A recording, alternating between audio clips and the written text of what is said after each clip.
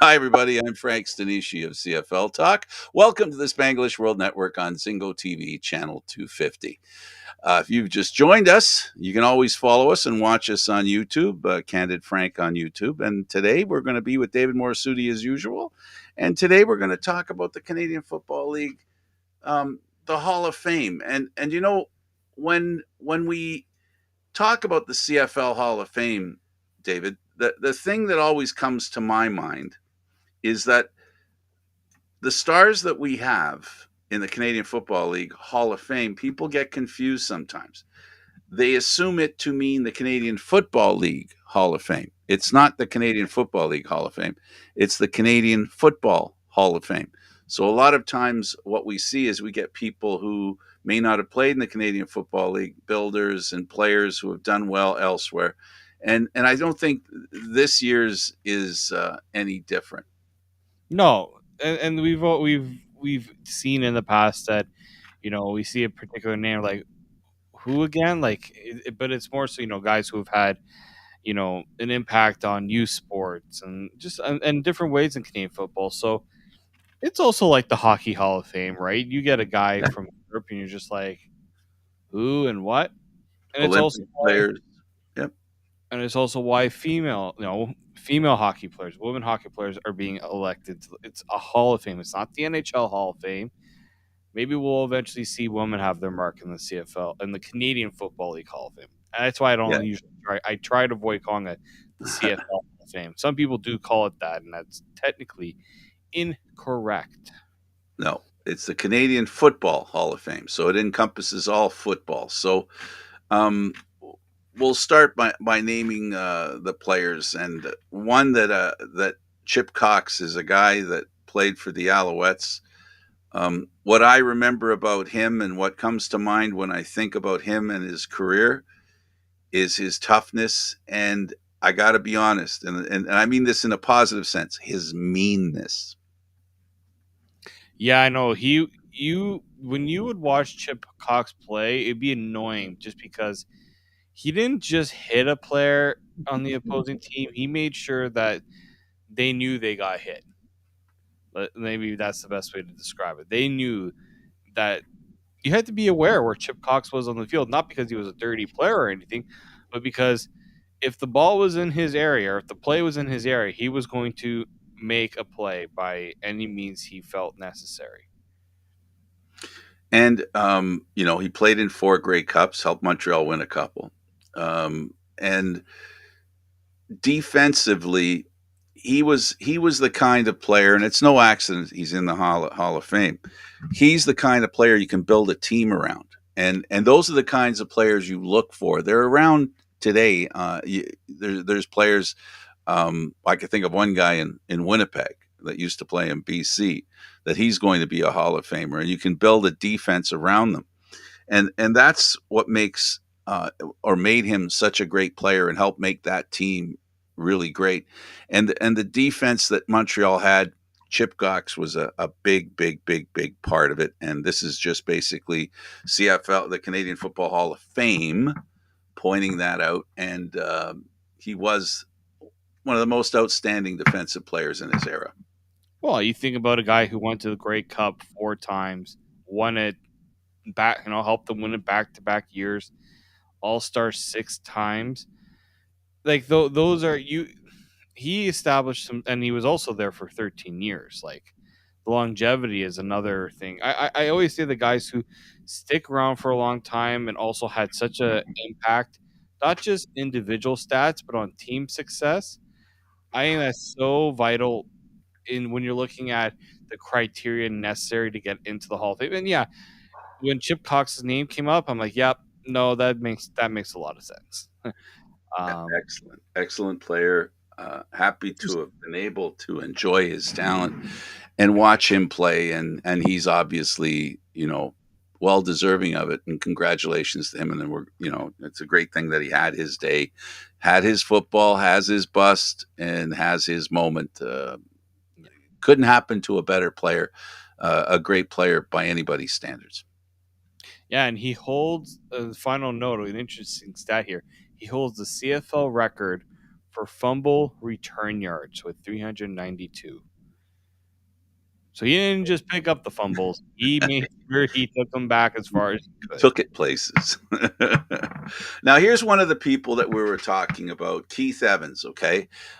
Here it says the CFL, he was a steadfast champion for growing the game in Alberta, founding the Calgary Colts of the Canadian Junior Football League in 1965. So, for those of you that don't know what the Canadian Junior Football League is, Andrew Harris came from this league. This is the league that he was a Winnipeg kid, played in BC in the CJFL, and that's where he basically cut his football teeth. And you can see that within this league that was created by Evans, or he helped create in Alberta, that this is what he did. He created an opportunity outside of the university scheme of things, because not everybody could go to university. In Canada, you don't get a you don't get a free education because you're a good football player.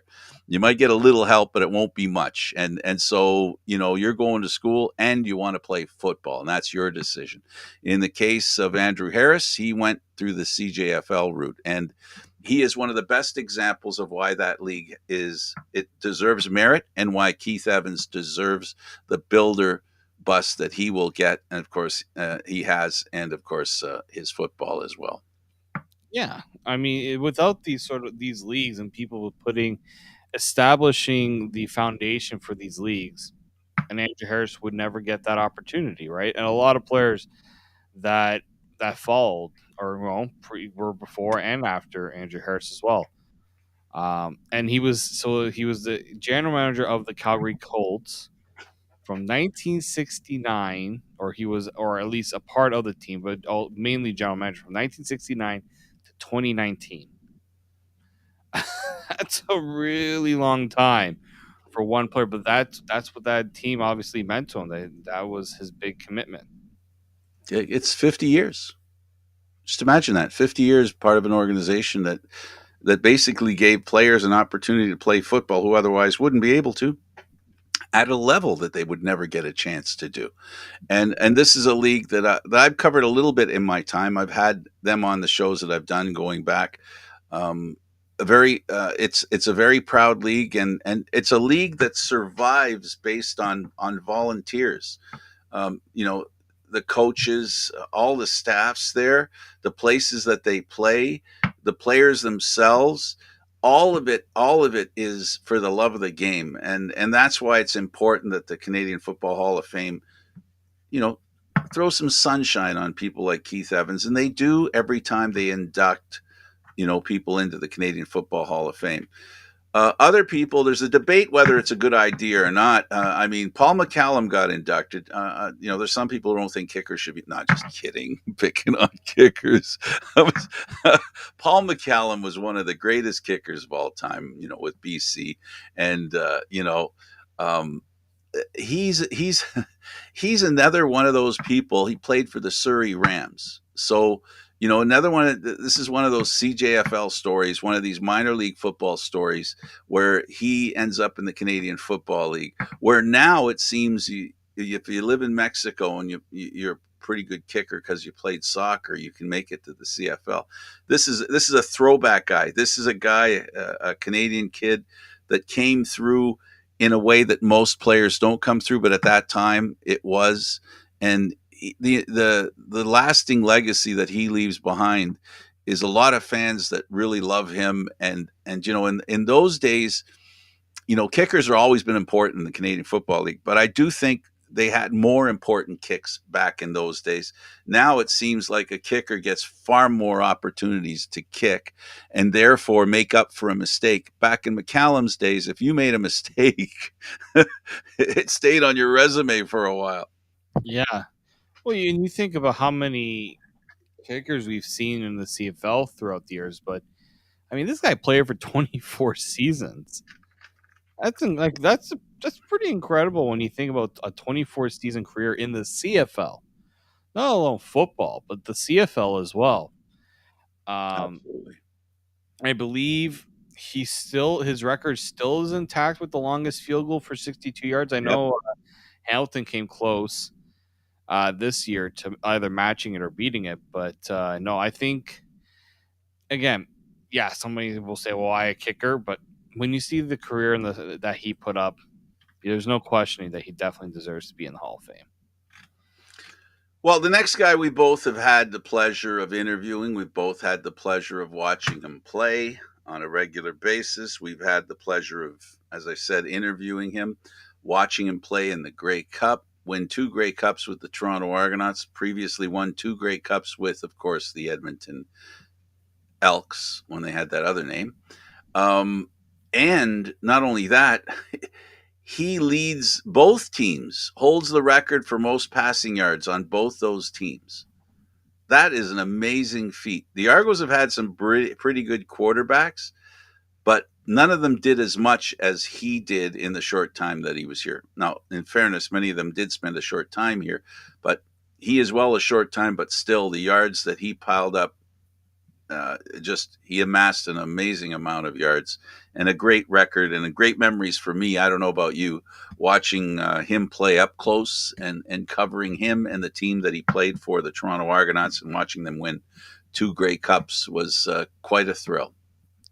Yeah, I'll say this about Ricky Ray. One, yeah, the fact that he holds the Argos record and he was only here for five.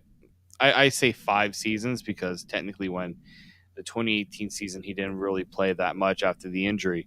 The punctured lung. Yeah, on top of many other injuries on top of that. But that's the thing about Ricky Ray. A couple things here. One, when I covered him, you get to see a player on the field and how he acts, and no matter the situation, you knew Ricky Ray was going to be poised. But you see him outside of the field, didn't change. However he played on the field was how he was like in person. He was very much a calm. I don't think I ever saw Ricky Ray lose his cool. I don't think that's possible for Ricky Ray, which I'm you think that an athlete and somebody of his, stature would be a very intense person. No. He he was very much, you know, I think like if I were to the perfect word to describe Ricky Ray is poise. He had it, he championed it, he mastered it. So I think like that is something so rare now in the CFL, and I personally think if he did not get hurt so much during his time with the Argos, because the 2 seasons he won the Grey Cup were his healthiest seasons. He dealt with a lot of injury issues during his time in Toronto. Mm-hmm. I think the record that he has would have at least I would add another 3,000-4,000 yards minimum to that, considering all the games he missed. And I think Toronto likely would have been a little bit more of a competitive team. There were years where Ricky Ray did not play. Yeah, they had Kolaros, they had Trevor Harris to back him up, very big luxury. But when they didn't have those guys, especially in 2016, and then in 2018 when he went down, you saw the the standard in Toronto's play dropped tremendously. And that's because that's what Ricky Ray meant to this organization. When I talked about Chip Cox and building a team or a defense around him, it was possible because he basically was where everything grew from outside of him, where you could count on him to be the part in the defense that allowed everybody else to be that much better. Ricky Ray was the same thing on offense, and in a real serious way, he, you know, what I remember and the things that I recall is that the organization did its best to bring great receivers for him. Yeah. Because he was so good. They wanted to basically take advantage of that talent that he had. And because of his ability to throw and because of the way he mastered basically protecting the run game, because that's what he did. He protected the run game. There were a lot of James Wilder, his best career year was when Ricky Ray was the quarterback. And I don't think it's a coincidence. And he has not found the same success wherever he's been, and he's been to a couple of places. And I think it has a lot to do with Ricky Ray. He makes players better around him, or he made players better around him. And I think he was probably deserved the credit for Wilder and the success he had here in Toronto. And that's why I think Ricky Ray was great. And you know, when you talk about him, oh boy, being even keeled, folks, the Argos played some pretty bad games. And David and Frank interviewed Ricky Ray. And when Ricky came to talk to you, he had the same, he spoke at the same tone. He just matter of factly spoke. Didn't matter how good the team played, and didn't matter how bad the team played. When you say even keeled, I just want to make sure people understand that when the team played really well and when the team played really badly, there was no difference in the way Ricky Ray spoke. Yeah. And that kind of respect, I think every reporter who asked him a question treated him with respect too. I think it created a form of respect that maybe sometimes some quarterbacks don't get. You know, do you know what I mean? Like Yeah. it's a little different when you talk to Ricky Ray when reporters, and I'm talking about watching reporters how they treated him. There was a respect level that was there. This guy commanded respect. He deserved respect, and he did nothing to change people's mind at all about the respect that he deserved. That's what made this guy a prince of a man. I loved him as a player, even before I got to do this more often and on a regular basis. The one jersey I have is a Ricky Ray jersey, and it isn't for any reason other than he was the guy I wanted to have a jersey of, and there was nobody else that I felt I should have more as far as the jersey is concerned. And I know a lot of people had Ricky Ray jerseys, and they still do. And he is a guy that admired the way he played, and he won championships, and I loved his character as a human being. Yeah, no, there's you know what, and to think that he started his career having to figure out a way to get a past Jason Moss, Yeah, no kidding. right? Imagine if Jason Moss wasn't in Edmonton and Ricky Ray was able to Or start didn't get hurt because Jason Moss got hurt. That's what gave Ricky Ray the opportunity. that too. No, you're totally right. Like we don't know if Ricky Ray would have ever had that opportunity, at least in Edmonton. Maybe another team would have been wise and got picked them up. But yeah, no, I think that speaks to the type of just the type of player Ricky Ray was, that he didn't even he had to earn it, right? He had to wait for his opportunity. Absolutely.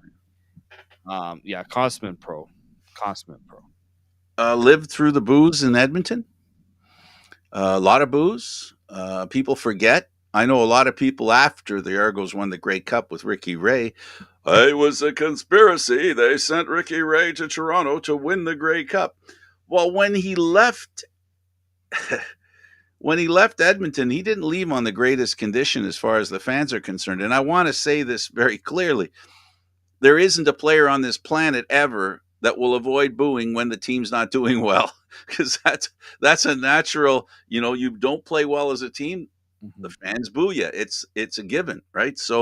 But they did him a favor, and I think honestly, at that time, and I still do, and I still believe this, that Edmonton felt so much respect for Ricky Ray, they just couldn't watch him be treated that way.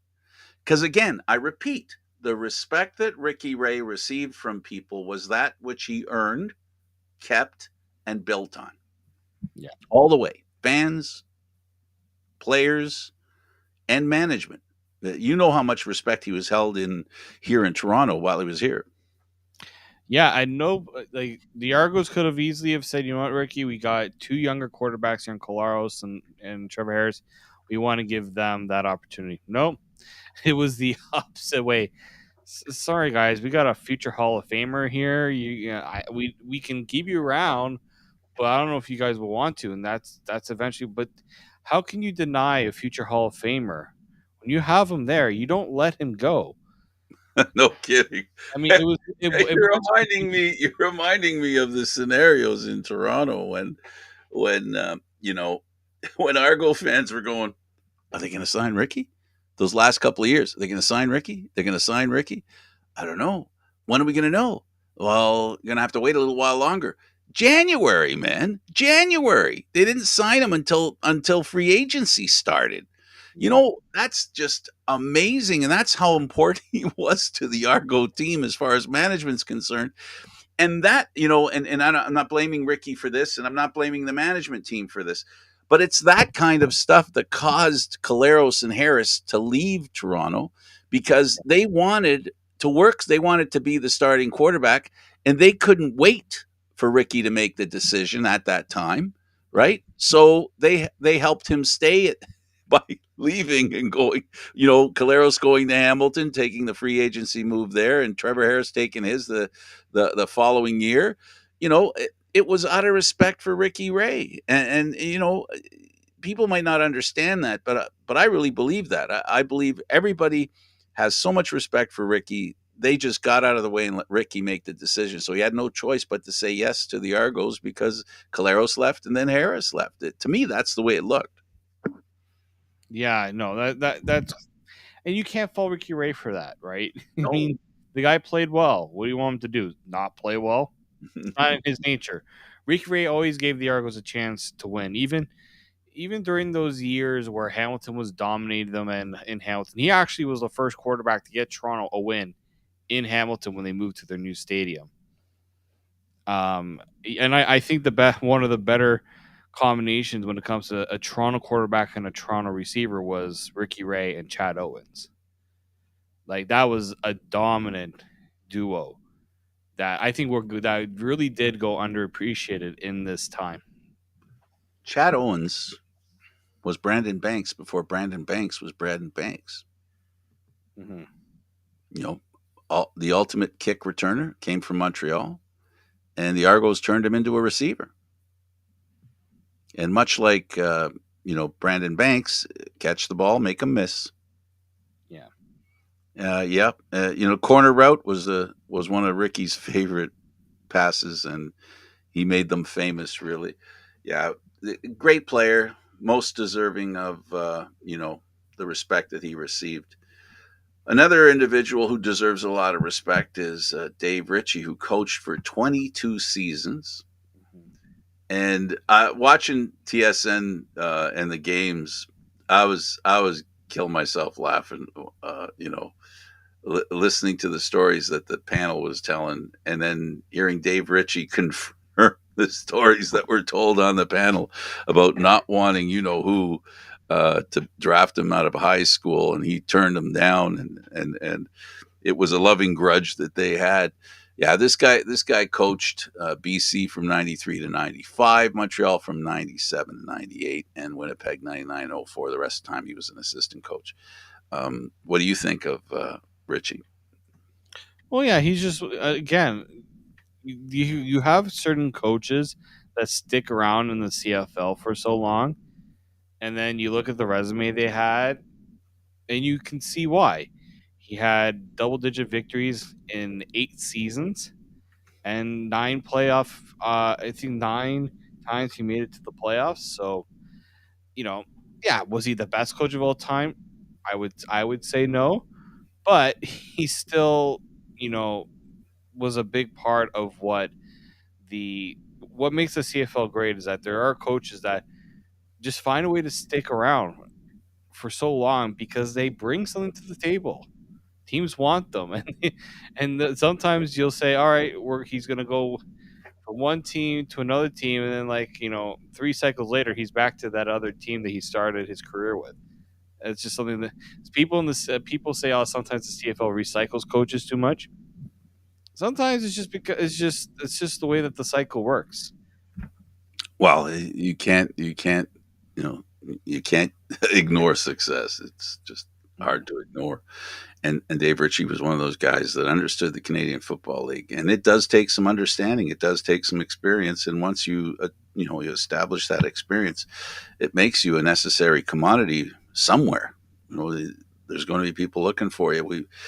There's a deep history in the Canadian Football League with I guess sometimes it's held up as a criticism that there seemed to be a limited amount of coaches that can coach in the Canadian Football League, and that they always seem to hire the same guys over and over. And I maintain what I said just a moment ago, and that is it takes a lot to learn about the Canadian Football League, and once you got it figured out, you become a very good commodity that people will be going looking for. So, you don't just come from the NFL and become a head coach in the Canadian Football League. We've seen Daryl Mouse Davis come to the Canadian Football League with a plan that the Western, the shotgun. We know that there's ways to start early and they can use you, but to be a head coach and to be in that long, there's a lot of the game that they have to know and understand.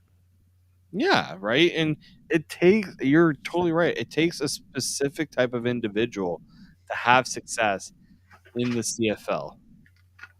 We've seen it. We've seen even we've seen coaches that have great success in the CFL, but then an NFL team gives them that opportunity, it doesn't work out well for them. There's a Absolutely. It just shows how different the games are really when one guy has success in one spot and not necessarily the best in the other. Then you've got Roy Shivers, first black GM in the Canadian Football League. The Canadian Football League's its whole history uh, started with the first black, the first black, and he was the first black GM. Mhm. And in the Canadian Football League, way ahead of their time, opportunities were given to people like him who had an ability, and that ability was rewarded. And his loyalty towards the Canadian Football League and him hanging around as long as he did was a testament to the fact that the CFL loved him as much as he loved the CFL. Yeah, I mean, again, longevity is a big one, right? And he was also a trailblazer. The CFL always made it a point to say diversity is our strength.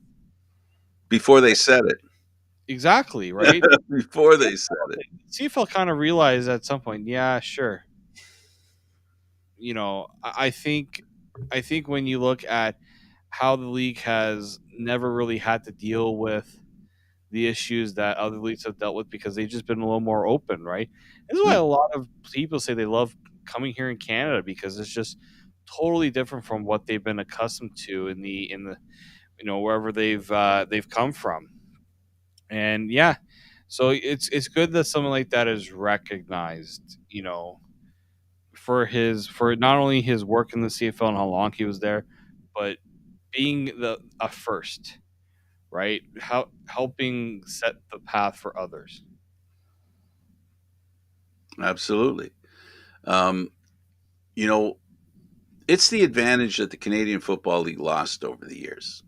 We had such a privilege to have some of the best football minds and players in the world because they didn't get the same kind of opportunity in the U.S. that they got here in Canada. And Roy Shivers is one of the people that proves that point. And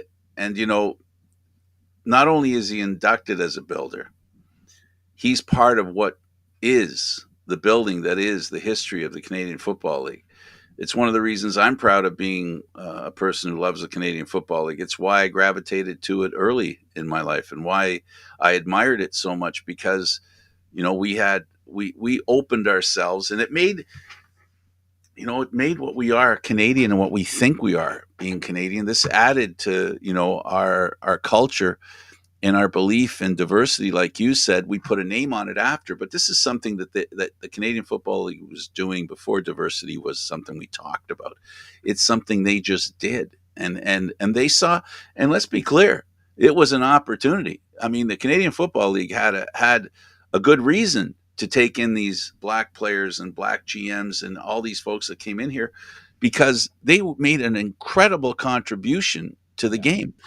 And he's one of the shoulders that a lot of players and a lot of coaches and a lot of GMs who are black today, it's his shoulders they stood on. And that's what makes him so special. To me, that's what makes him special is because he really started everything in that regard and did stuff that his actions were just, and his success was something to help in a community that was being ignored elsewhere.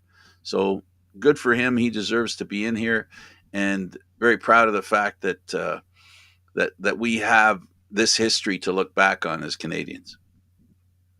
Yeah, I know that. I think that's something the CFL can at least hold its head up high about. That they weren't just they weren't, and they weren't trying to brag about it either.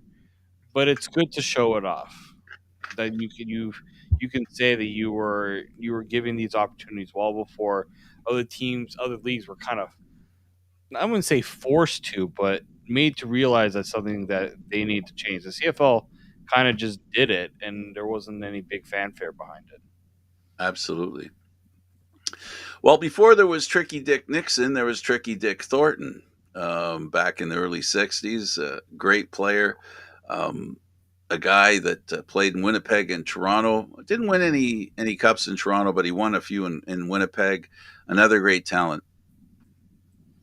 Not one that I'm too familiar with. I've Bygone Boatman, Well, you weren't born then. but Bygone Boatman, who writes a lot of like historical stuff for the Argonauts, has written uh, about Tricky Thornton, and so I've learned a thing or two. But yeah, I mean, again, just another player that you see the accolades and you see they paved the way in a lot of ways for the CFL and what the CFL is today.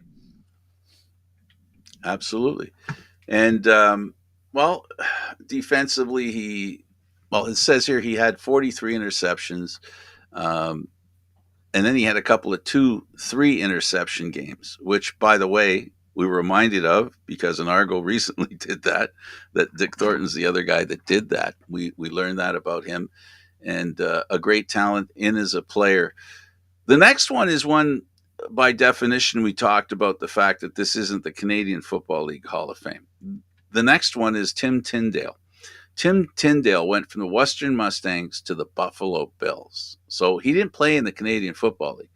But I think we can suggest to people out there that he was a pretty good football player and is well deserved as a player going into the Canadian Football Hall of Fame. Yeah, one of those rare players that kind of skipped over the CFL and made it to the NFL. I was such a rare.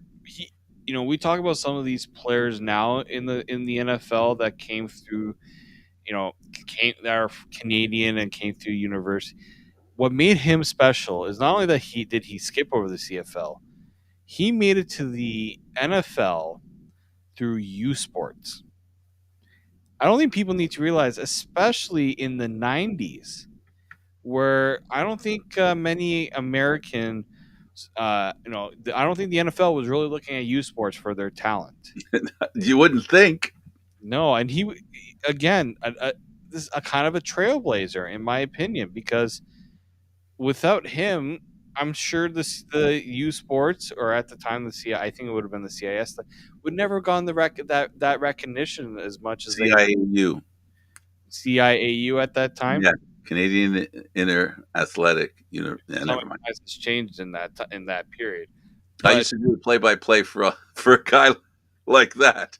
I no, had he only played 4 seasons in the NFL. I totally get that. It's not like he played a whole lot, but it's still a significant career for somebody who probably at that time may not have thought that as a possibility for himself.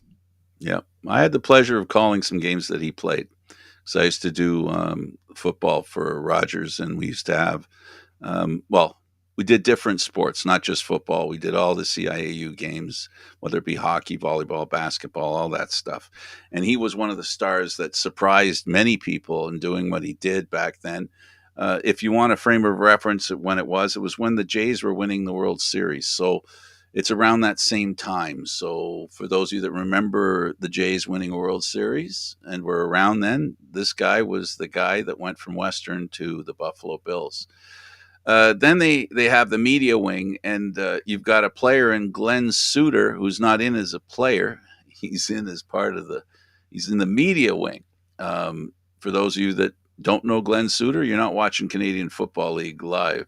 This is a guy that was a player, and some people accuse him of being a Saskatchewan Rough Rider crony. That you know, he works in Regina on the radio stations there. That's what he does. So For those of you that may not realize it, he doesn't just do the games, he's talking CFL football 365 days a year. This is a guy who promotes the game, uh, very intelligent, understands the game, and I'm teasing about his the accusations that he plays favorites, but that's the competitive nature between the fans in the Canadian Football League. And he does a lot of broadcasting in Regina, which could give people the misconception that he might side with them.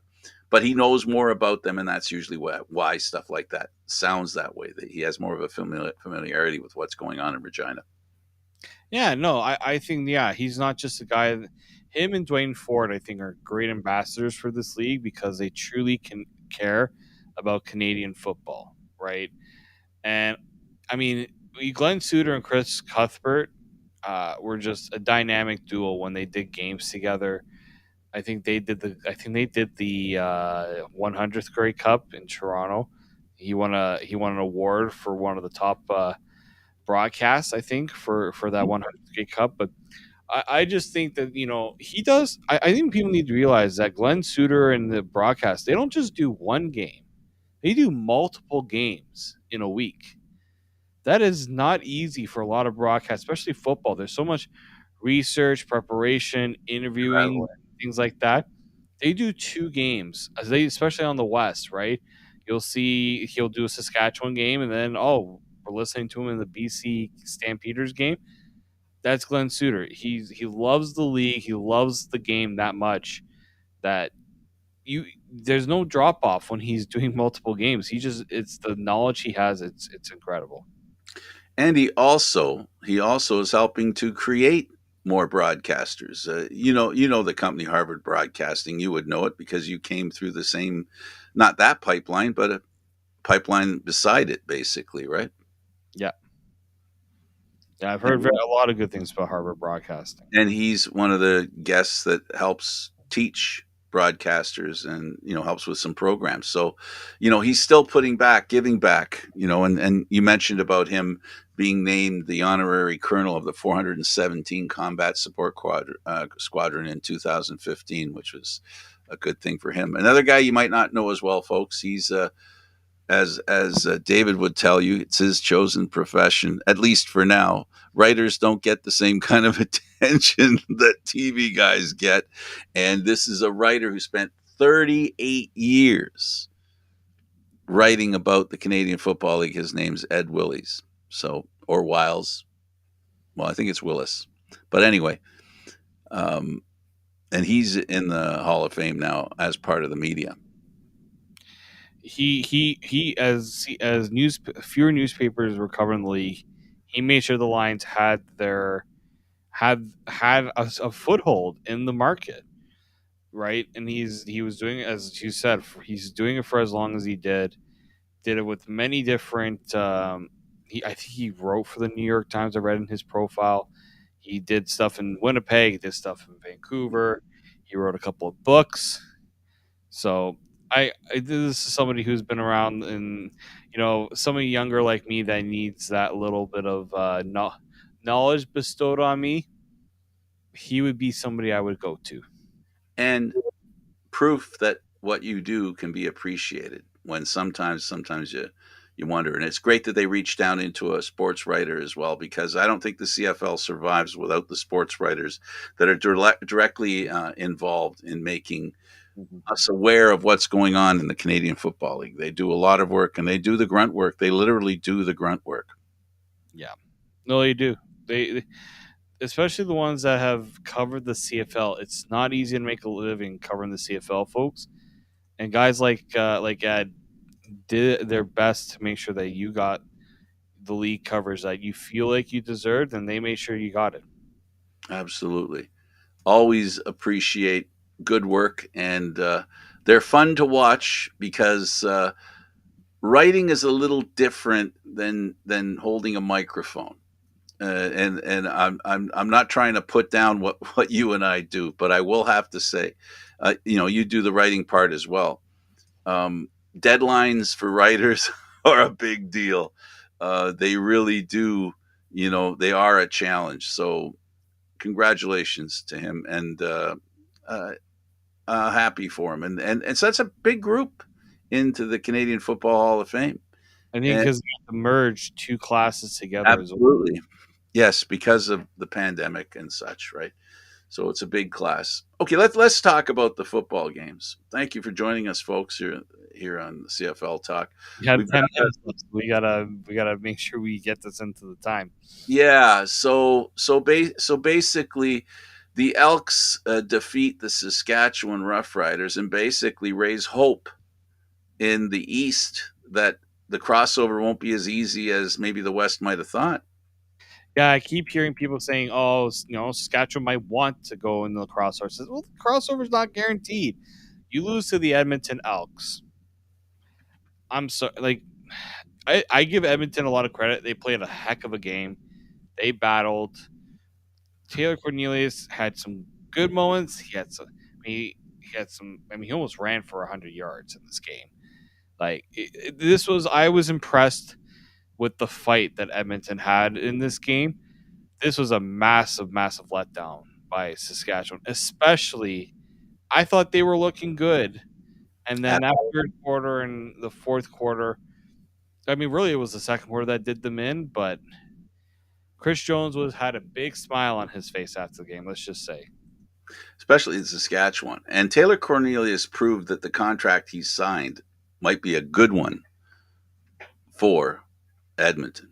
Rewarding the team, right? You get that you get that nod of confidence. You make the team not regret that, and I think he proved that there is something there to work with. Maybe, Yeah, he did with his legs what people in the Canadian Football League understand that quarterbacks have to do.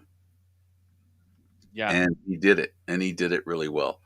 So they win 26-24. Saskatchewan has to regroup, and they have to regroup in a hurry because as the other teams start to win who are in front of them, I should say, sorry, they have to start winning because if Hamilton is for real, we'll talk about them right now. They defeated the Winnipeg Blue Bombers 48-31. If Hamilton has recovered and if Evans has rediscovered his confidence, Hamilton could be a going concern for that crossover that Saskatchewan would like to have.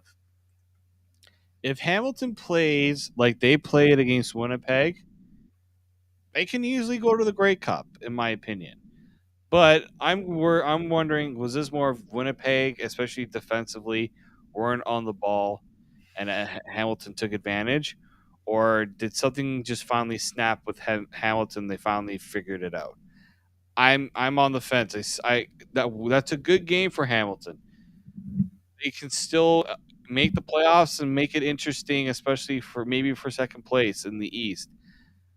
It's one game. I want to see them put it together a few more times. This did not surprise me. My prediction for this game was if Evans can get back his confidence, protect the ball, Hamilton's due. And I think Hamilton was due. A lot of pent up frustration, a lot of pride, uh, on the line here. And a team that's been to the Grey Cup the last 2 years, you have to know there's a lot of pride in that locker room. And they came out and showed them, they played as a team. Their defense was pretty good. I mean, when you consider, I know 31 points is a lot of points to allow, but they allowed it to Winnipeg, a team that can score pretty easily. Caleros, a great quarterback. They've got a great offense. But it was amazing how the defense and the offense of the Hamilton Tiger Cats made it look easy. And the easy part, some might suggest maybe Winnipeg's taking their foot off the gas. They're trying to say that. But you know what? I think there might be some truth in that a tiny bit, but I think more or less it was Hamilton finally playing the way they can. That's what I think happened. And I saw it coming because they were due. A team like that cannot play as badly as they played for as long as they have without getting their head above water, and they did, and they're well deserving of the victory. And their fans were enthusiastic about the way their team won. They had it coming too. The fans have suffered this year. Yep, they definitely have. I mean, they've also been to two straight Grey Cups. Yeah. They lost both of them, but I think maybe this was satisfying for that reason. This is a team that they've struggled to beat, and then they finally, Yeah, going back a while. yeah. So that's a good win for Hamilton. It at least gives me reason to think that maybe in the East it's not fait accompli. No, and if Ottawa can clean up its act, which I think they can, I think the East has not played as well as they can. I truly, there have been extenuating circumstances. We can argue, and I know Western fans are going to say, "Frank, shut up. You're full of you know what." Well, Mazzoli gets hurt, Evans gets hurt, Schultz gets hurt. You know what I mean? Like, and then Adams gets traded to the West. You know, which we can talk about now. We saw Adams, right? VA Mm-hmm. play the kind of game you and I knew that he could play last week. We both agreed that this is a perfect team for VA to step into, and he kind of proved it. Yeah, I know this is a game that I was thinking, they needed to get him in. They definitely needed to get him in, and I think he showed that he has the potential to get this team to keep them afloat. They're not ending the season for Nathan Rourke yet. They No, still think he has a chance to come back, he but said it himself on the yeah, sidelines. but I think Vernon Adams at least gives them the confidence that they can keep this going for a little bit longer. They can keep this window open. They can buy some time to make sure that when Rourke is healthy, I mean, he will be coming back when he's healthy, but at least they need to stay alive. And Vernon Adams will keep them alive. I think this is the right team for him, and hopefully he plays well enough that another team will give him an opportunity. There's always there's always an opportunity for a good quarterback, and depending on his contractual status, they'll go for him. Whether it's for a trade, I think BC, they gave up a first round draft pick. That's a big deal. But if there's a non Canadian player that a first round draft pick is good for, it's a quarterback. Yeah, no, especially one that like for BC, if they don't make the playoffs this year because they weren't willing to trade a first round pick to get a quarterback, that's a bad look for that team. Absolutely not very good at all. Uh, Absolutely. So let's talk about we got a couple of minutes to talk about the standings, and we talked about the fact that Winnipeg is pretty much cooled out at 12-2, but BC with that 9-3. Now all of a sudden, was Winnipeg's bad game one that allows BC to pass them? You I know, don't think so. you've got Calgary at 8-5 and Saskatchewan at 6-8, and then we talked about Montreal. They're at 5-7. So now all it takes is another loss for Saskatchewan and a win for Montreal, as I predicted last week. And guess what? The crossover isn't there for Saskatchewan. Yeah, I think right now people are saying the East is not. I think Saskatchewan needs to worry about getting a few more wins rather than worrying.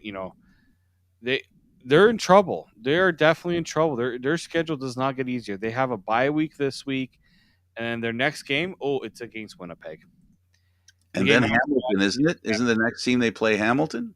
Hamilton, and they have another bye, and they got Calgary. Their schedule is tough. If Hamilton wins their next game, if Hamilton wins their next game and Saskatchewan loses to Winnipeg, it's going to be interesting because they'll be playing for a playoff spot. Yeah. Yeah, no, there's no guarantees for Saskatchewan they make the playoffs. So I think this is going to these next few weeks, 3-4 weeks, are really going to tell us a lot about the playoffs, and at Oh, least we're going to have some excitement for the playoffs. It's not a little more, yeah, it's exciting. It's not going to be predictable at least. and they've already played 14 games. So Hamilton has a game in hand as it stands. Yeah, So that game, if they win it, they're just one game behind, and then that Saskatchewan game really means a lot. And you've got Montreal, who are capable of cementing a position ahead of Saskatchewan. They've only played 2 games, and if they can win 12 games, if they can win 2 games, they'll be at 7. wins. So this is really interesting. The same thing with Ottawa. Ottawa's only played 12 games. They've played 2 games less than Saskatchewan. 3 + 2 is 5, and Saskatchewan right now is only at 6. So you see, every team in the Eastern Division, if Saskatchewan doesn't pull up its socks, they'll all have a great chance. I think so. No, I do really do think so. So it's starting to look that way. So the Canadian Football League's starting to get interesting again, David. Very much so. Maybe we'll have to continue watching. Maybe. All right, he's David Morassutti. Thank you, sir, for doing this. Always grateful to be here. I'm Candid Frank Stanisci. Thank you for watching CFL Talk Aaron Live Mondays at 9 p.m. Eastern Standard Time. The show can also be heard on the Spanglish World Network for Zingo TV. CFL Talk, news, entertainment, and other sports programming we offer. Please check out SpanglishWorld.ca. Spanglish World. Watch it, hear it, read it, download it, and live it. Thanks for watching, everybody. See you next time.